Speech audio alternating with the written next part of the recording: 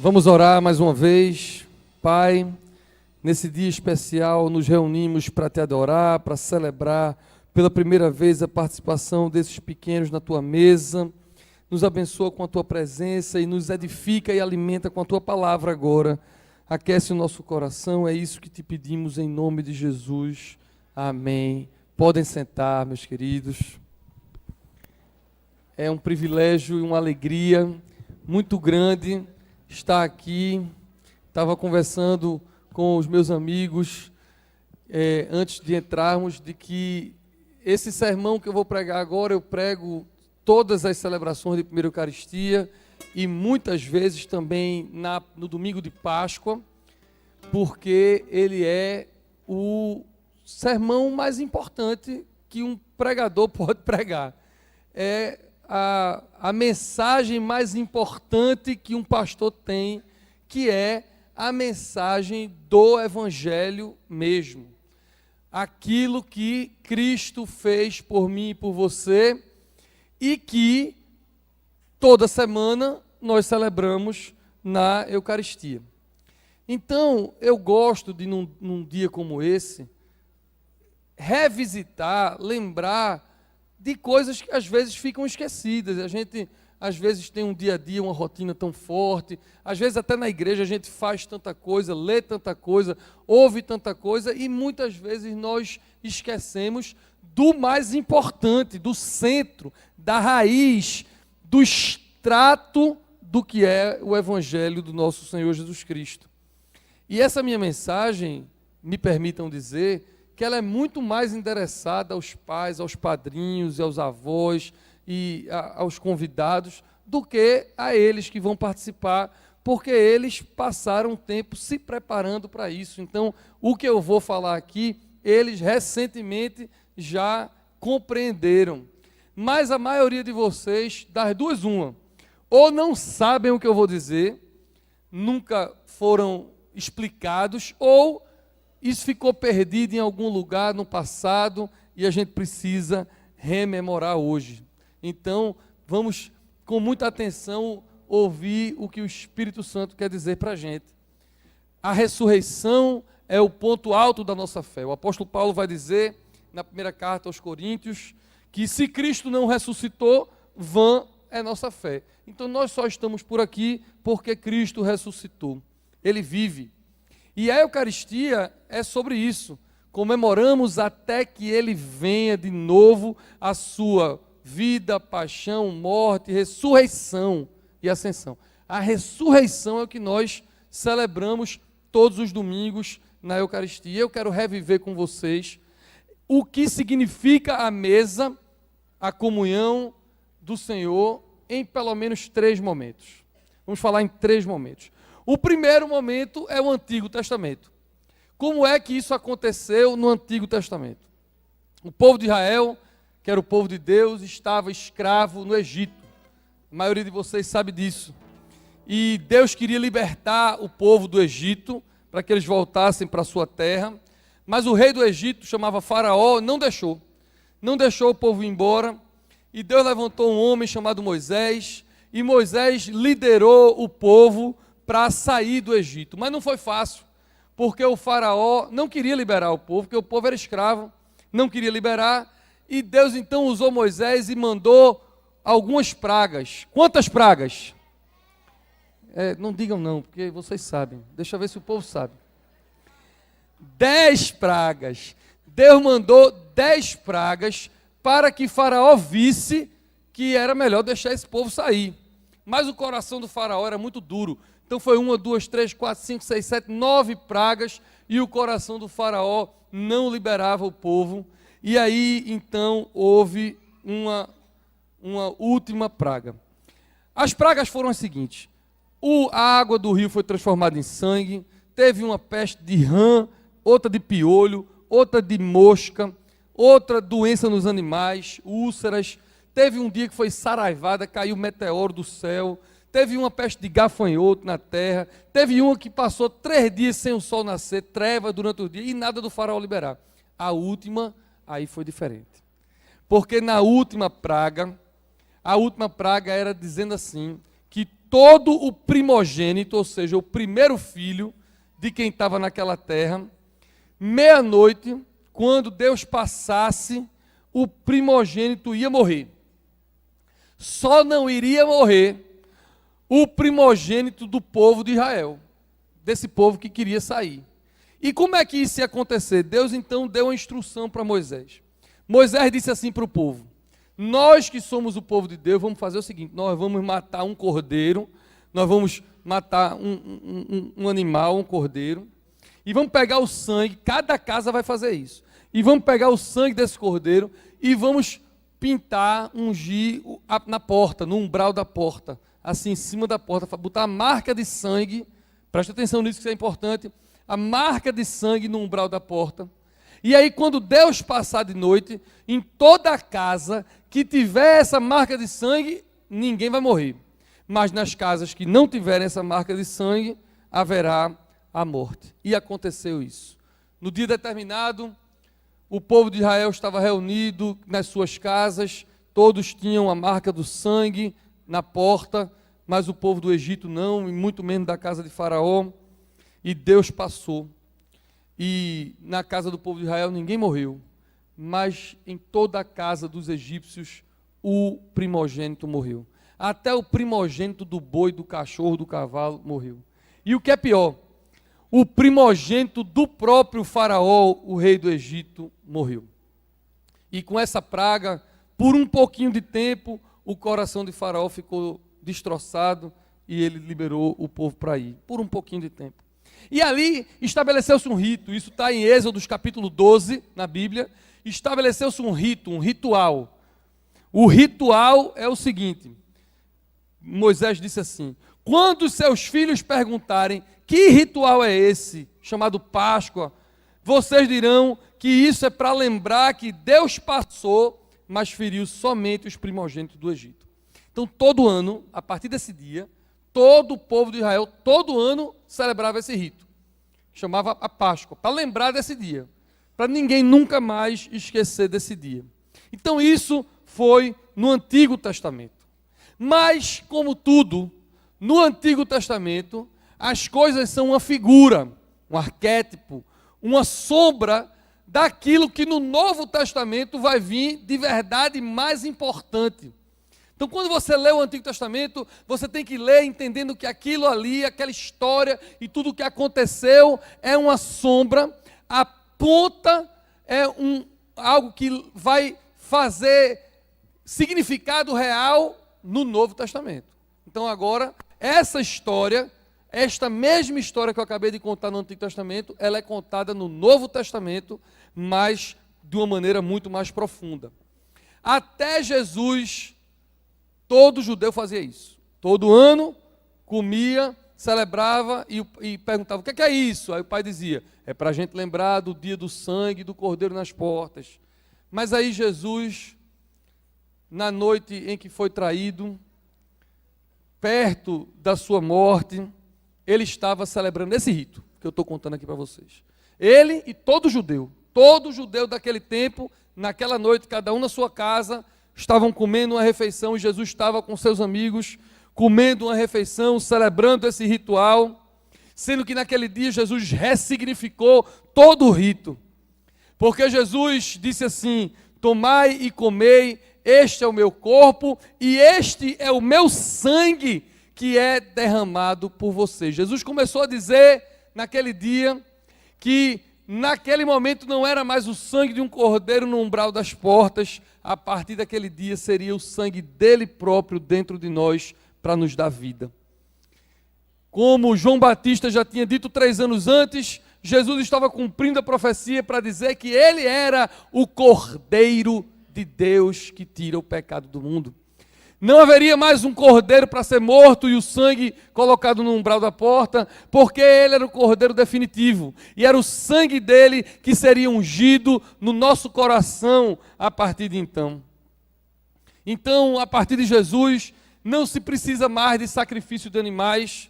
A gente não mata mais nenhum animal, nem unge mais nada com sangue.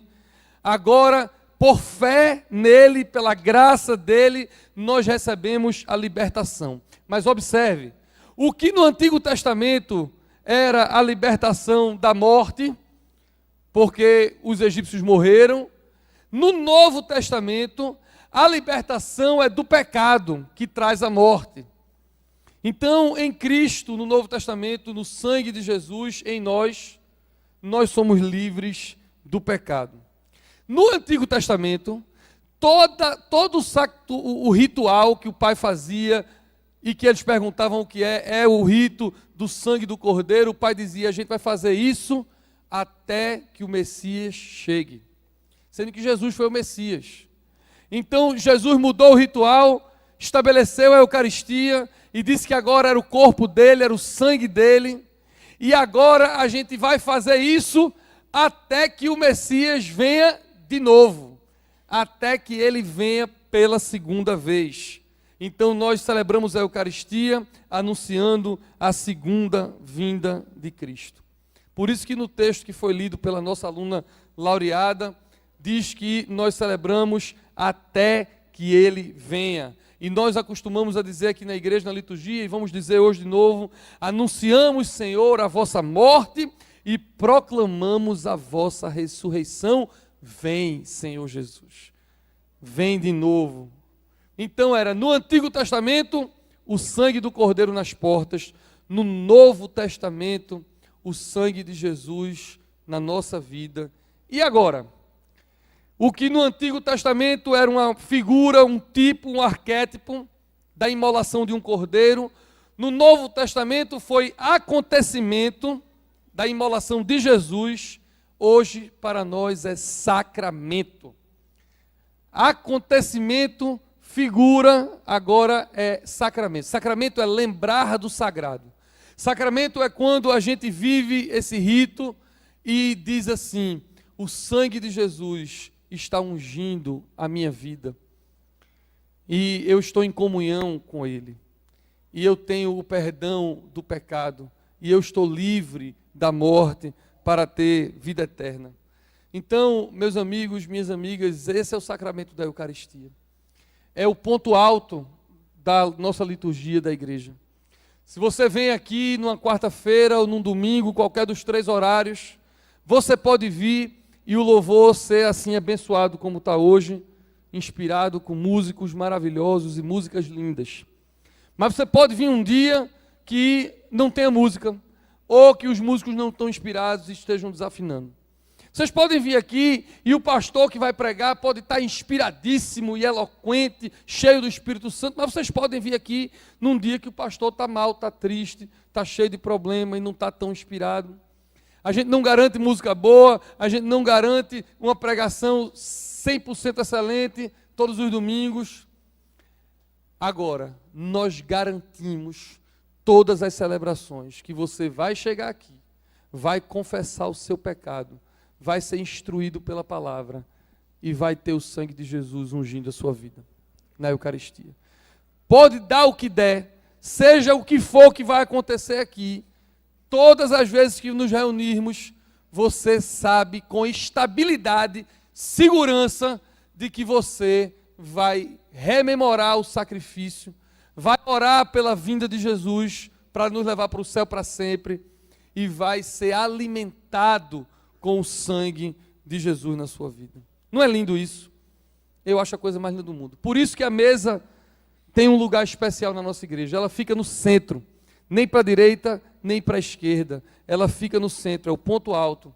Porque aqui, nela, nós temos o próprio Cristo, sua presença real e espiritual, para nos abençoar e nos edificar. E isso é algo muito lindo no sacramento da Eucaristia. Eu sou apaixonado por sacramento. O pão e o vinho que nós vemos, tocamos e hoje vocês vão experimentar, são algo que a gente vê, toca, mas simbolizam, apontam para algo espiritual mais importante que a gente não vê e não toca, que é a própria presença de Deus na nossa vida. Isso é que é o sacramento. Quando vocês vierem para cá, participarem da Eucaristia, vocês pela primeira vez, e vocês todos que talvez estejam acostumados, venham sabendo que vocês estão se fortalecendo em Cristo Jesus. E eu gosto de terminar essa mensagem, sempre faço isso, contando uma história, que eu vou contar essa história para o resto da vida até eu morrer, e ela nunca vai ficar velha para mim. Ela nunca vai ficar batida para mim, porque é a história do que Deus faz comigo todos os dias e que está fazendo com você. Talvez você tenha vindo para cá porque foi convidado e é um evento social, porque a sua neta, o seu sobrinho, a filha da sua amiga está fazendo e você precisa estar aqui. E você pensa que você veio por isso, mas você não veio por isso. Amém. Você veio porque Jesus marcou um encontro com você. Porque Deus queria lembrar você do que Ele fez por você. Ele deu a vida dele e todo o seu sangue foi derramado para que você possa ter perdão dos pecados e na Eucaristia reviver e viver de novo tudo isso. E você pode estar aqui sendo restaurado, tendo a sua fé reanimada para essa vida tão difícil que a gente vive aí fora. E essa história eu conto é de um pastor episcopal inglês, ele que gosta de contar histórias, ele é um grande contador de histórias, ele contou e eu nunca esqueci. É a história de um artista muito prestigiado, um pintor. Esse pintor, ele era uma celebridade. Portanto, todo quadro que ele pintava virava uma riqueza, valia milhões de dólares, porque ele era muito prestigiado. Mas um dia ele resolveu tirar férias e voltar para a cidadezinha do interior onde ele tinha nascido, onde ele tinha começado a estudar as primeiros passos de pintura. Ele voltou para lá nessa cidadezinha que ninguém conhecia ele, porque a cidadezinha não era sofisticada. E ele estava andando na rua e viu um antiquário, uma loja de coisas antigas. E ele, quando viu nessa loja, olhou direitinho na vitrine e tinha um quadro. E ele olhou para aquele quadro e ele disse: rapaz, esse quadro fui eu que pintei há muitos anos atrás. E ele ficou bem feliz com isso. Ele entrou na loja. E quando ele entrou na loja, vinha um senhor de mau humor, que fica ali vendendo no antiquário. E ele virou e disse assim: olha que maravilha, esse quadro aí é meu. E esse senhor de mau humor disse: é seu não, é meu. Aí ele: não, você não entendeu, esse quadro fui eu que pintei. Aí ele disse: eu sou a rainha da Inglaterra. E o cabra era chato mesmo. Mas aí ele viu que não ia ter como convencer, ele disse: eu quero esse quadro. Quando o vendedor viu que ele queria muito o quadro, aí ele até inflacionou o mercado. O quadro que era 100 passou a valer 10 mil. Ele disse: é 10 mil se o senhor quiser. Mas esse pintor disse: eu pago, não tem problema nenhum.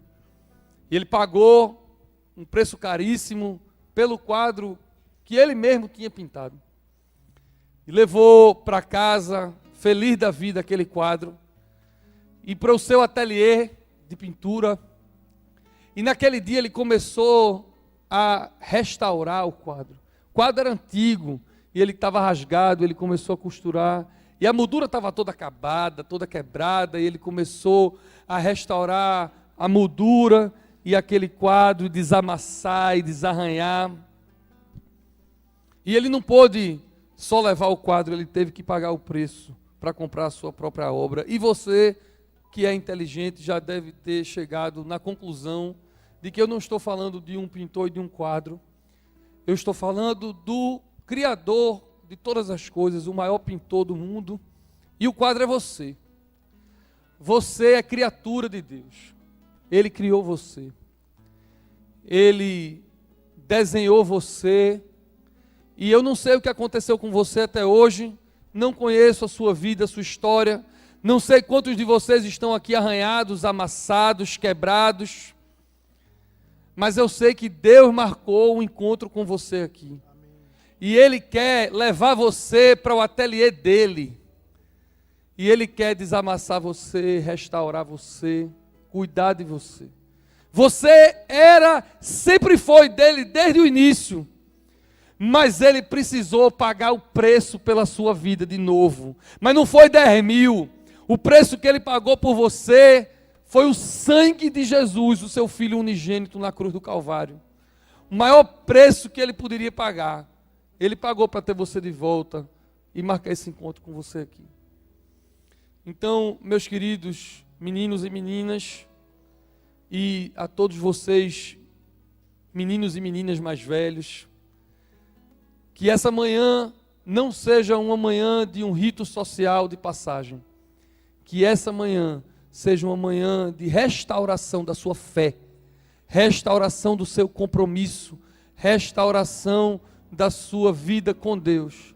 E que se você vier participar da Eucaristia, você venha sabendo do que você está fazendo. Venha para se unir a Cristo Jesus no seu sangue. Venha para ser ungido na fé no sangue do Cordeiro, que livra você do pecado e da morte eterna para a vida no reino do Filho do amor de Deus, Jesus Cristo. Amém? Que você faça isso e sinta a presença de Deus. Deixa eu orar por você, curve sua cabeça, feche os seus olhos. Senhor Deus, nessa manhã, aqui na Recon, que lindo, Senhor, ter dezenas de meninos e meninas que foram treinados, foram capacitados para compreender a Tua palavra. E dessa forma, Pai, tão linda, em devoção, participarem com a Tua igreja na unidade do Espírito Santo, do Teu corpo, do Teu reino. Que lindo, Senhor, é poder participar disso e de alguma maneira, Pai, ver o Teu agir na vida deles. E que bom que o Senhor trouxe esses pais, esses padrinhos, esses avós, esses convidados, para testemunharem o que o Senhor está fazendo na vida deles e também de quebra, de lambuja, de graça sobre graça, eles receberem de Ti renovação, restauração, libertação, porque o Senhor faz sempre muito mais do que a gente pede ou pensa, muito mais do que a gente imagina. É o Senhor que faz.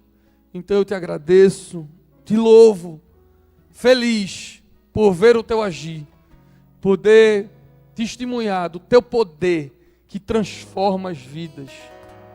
Te louvamos por isso e te agradecemos em nome do Pai, do Filho e do Espírito Santo. Amém. Deus nos abençoe.